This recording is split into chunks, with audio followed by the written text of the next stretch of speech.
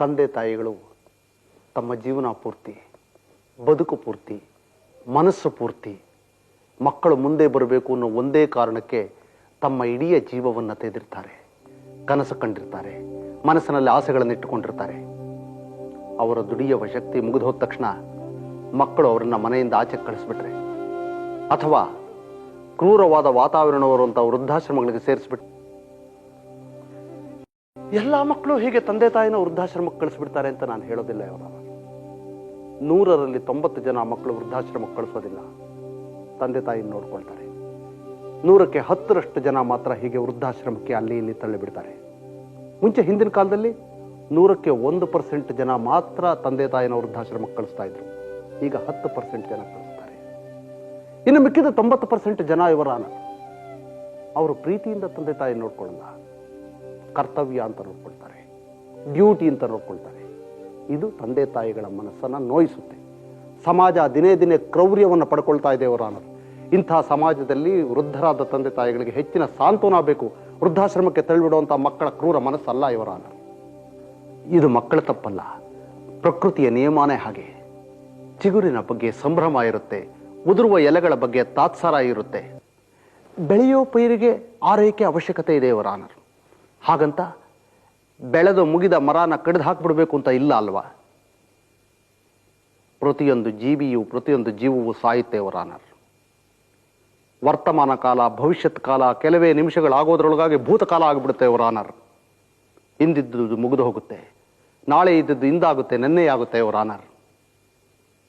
ನಮ್ಮ ಮನೆಯ ಪಕ್ಕ ಒಬ್ಬ ಮೇಷ್ಟಿದ್ರು, ಅವ್ರು ಹೇಳ್ತಾ ಇದ್ರು, ದಿನಮಪಿ ರಜನಿ ಸಾಯಂ ಪ್ರಾತಃ ಶಿಶಿರ ವಸಂತವು ಪುನರಾಯಾತಃ ಕಾಲ ಕ್ರೀಡತೆ ಗಚ್ಚತ್ಯಾಯು ತದಪಿನ ಮುಂಚತ್ಯಾಶಾ ವಾಯು ಅಂತ.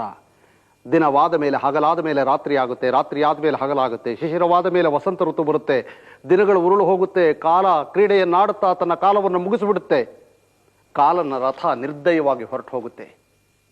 ಆಗ ಒಂದು ಹೊಸ ಮನ್ವಂತರದಲ್ಲಿ ನಾವು ಭರವಸೆ ಇಟ್ಕೋಬೇಕಾಗುತ್ತೆ ಇವರ ಹೊಸ ಮನ್ವಂತರದ ಬಗ್ಗೆ ನಾವು ಭರವಸೆ ಇಟ್ಕೊಳ್ಳದೇ ಇದ್ರೆ ಇಡೀ ವಾತಾವರಣ ಕ್ರೂರವಾಗಿ ಬಿಡುತ್ತೆ.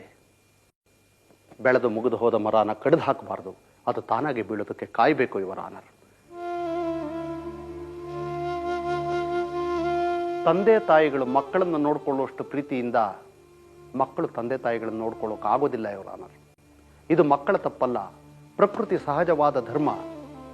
ಚೈತ್ರದಲ್ಲಿ ಉದುರನ ಬಗ್ಗೆ ಸಂಭ್ರಮ ಇರೋಗೆ ಮಾಗಿಯಲ್ಲಿ ಉದುರಿದ ಎಲೆಗಳ ಬಗ್ಗೆ ಸಂಭ್ರಮ ಇರೋಕ್ಕಾಗಲ್ಲ ಇವರ ಚಿಗುರಿನ ಸಂಭ್ರಮವೇ ಬೇರೆ, ಉದುರಿದ ಎಲೆಗಳ ಬಗ್ಗೆ ಇರೋ ತಿರಸ್ಕಾರವೇ ಬೇರೆ ಇವರ ಹಾಗಾಗಿ ತಂದೆ ತಾಯಿಗಳ ಬಗ್ಗೆ ಪ್ರೀತಿ ಕಡಿಮೆ ಇರೋದು ಸಹಜ.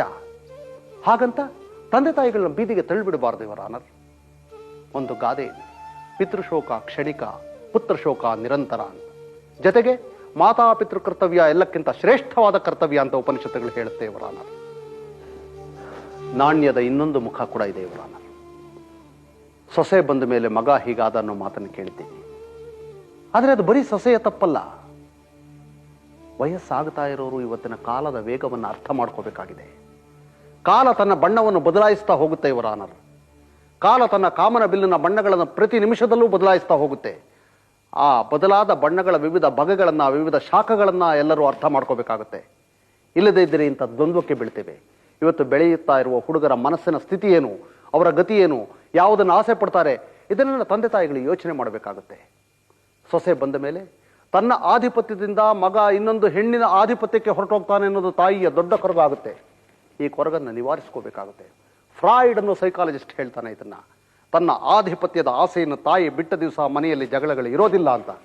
ಆ ಮಾತನ್ನ ತಂದೆ ತಾಯಿಗಳು ಸೊಸೆಯರು ಎಲ್ಲ ಅರ್ಥಕೊಂಡ್ರೆ ಆವತ್ತು ಬದುಕು ಅರ್ಥಪೂರ್ಣವಾಗುತ್ತೆ ಇವರ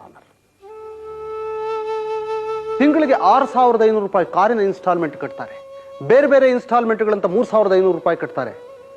ಜೀವಮಾನದುದ್ದಕ್ಕೂ ತಮ್ಮ ಸಂತೋಷಕ್ಕೆ ದುಡಿದ ತಂದೆ ತಾಯಿಗಳಿಗೆ ತಿಂಗಳಿಗೆ 3,000 ರಿಂದ 4,000 ರೂಪಾಯಿ ಖರ್ಚು ಮಾಡೋದಕ್ಕಾಗೋದಿಲ್ವಾ ಇವರ ಇನ್ನೊಬ್ಬ ಮಗ ಆಲ್ಪ್ಸ್ ಇಂಟರ್ನ್ಯಾಷನಲ್ ಸ್ಕೂಲಲ್ಲಿ ಮಗಳನ್ನ ಓದಿಸೋದಕ್ಕೋಸ್ಕರ ತಿಂಗಳಿಗೆ $2,000 ಖರ್ಚು ಮಾಡ್ತಾನೆ.